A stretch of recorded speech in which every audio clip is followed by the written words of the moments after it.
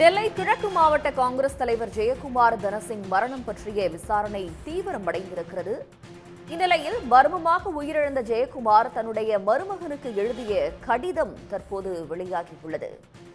நெல்லை கிழக்கு மாவட்ட காங்கிரஸ் தலைவர் ஜெயக்குமார் தனசிங் மரணம் பற்றிய விசாரணை விறுவிறுப்படைந்திருக்கும் நிலையில் அவர் தன்னுடைய மருமகனுக்கு எழுதிய கடிதம் தற்போது வெளியாகியிருக்கிறது. காணாமல் போனதாக அவருடைய மகன் புகார் அளித்திருந்த நிலையில் அவருடைய தோட்டத்திலேயே பாதி உடல் எரிந்த நிலையில் அவர் கண்டெடுக்கப்பட்டார். இந்நிலையில் அவருடைய மரணம் பற்றிய பல்வேறு சந்தேகங்கள் எழுந்திருந்த நிலையில் அவர் தன்னுடைய மருமகனுக்கு எழுதிய கடிதம் வெளியாகியிருக்கிறது. இது பற்றிய கூடுதல் தகவல்களை தருவதற்காக செய்தியாளர் ஹரிவரசு இணைகிறார். ஹரிவரசு, தற்போது அந்த கடிதத்தில் என்ன குறிப்பிடப்பட்டிருக்கிறது? விவரங்கள்.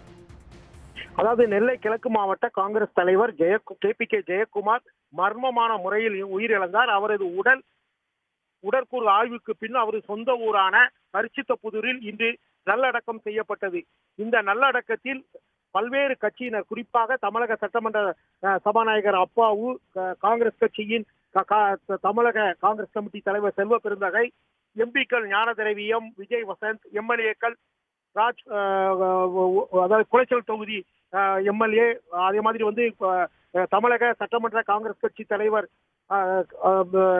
உள்ளிட்ட ராஜேஷ்குமார் உள்ளிட்ட பலரும் அஞ்சலி செலுத்தினர். இந்த நிலையில் காவல்துறையினர் 7 தனிப்படைகள் அமைத்து இந்த மரணம் பற்றி விசாரணை நடத்தி வருகின்றனர். நேற்று அவரது உடற்கூறு ஆய்வுக்கு பின் அவர் கைகளால் கட்டப்பட்ட அந்த கம்பிகள், அவரது காலில் கட்டப்பட்டிருந்த கம்பிகள் மற்றும் அவர் முதுகில் ஒயர்களால் கட்டப்பட்ட பலகைகள் ஆகியவற்றையும் அவர்கள் கைப்பற்றி விசாரணை நடத்தி வருகின்றனர்.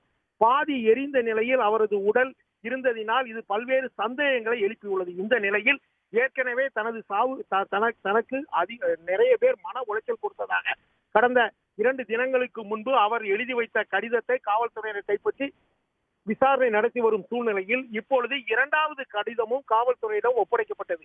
இந்த கடிதத்தில் அவரது மருமகன் ஜெபா என்பவருக்கு தான் ஒப்பந்த பணி மூலம் செய்த பலருக்கு நிலுவைத் தொகைகள் பாக்கி இருப்பதாகவும் அந்த நிலுவைத் தொகைகளை உடனடியாக வசூலித்து அதை எனது குடும்பத்தினரிடம் கொடுக்க வேண்டும் என்று அவரது மருமகன் ஜெபா என்பவருக்கு அவர் கைப்படம் கடிதம் எழுதியுள்ளார். அதில் திசைநிலையை சுற்றியுள்ள பல்வேறு பகுதிகளில் அவர் செய்த ஒப்பந்த பணிகளால் நிலுவையில் உள்ள தொகைகளை குறிப்பிட்டும் அதில் எவ்வளவு வட்டி வாங்க வேண்டும் என்றும் அவர் குறிப்பிட்டிருந்தார்.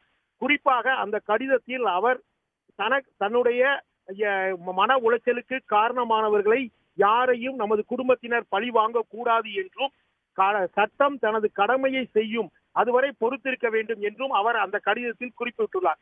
இந்த 2வது கடிதமும் இப்பொழுது கிடைக்கப்பட்ட சூழ்நிலை மேலும் பரபரப்பை ஏற்படுத்தி உள்ளது. காவல்துறையினர் ஏற்கனவே அவர் குறிப்பிட்டிருந்த 7 நபர்களிடமும் தனிப்பட்ட முறையில் தற்பொழுது விசாரணையை தொடங்கியுள்ளது.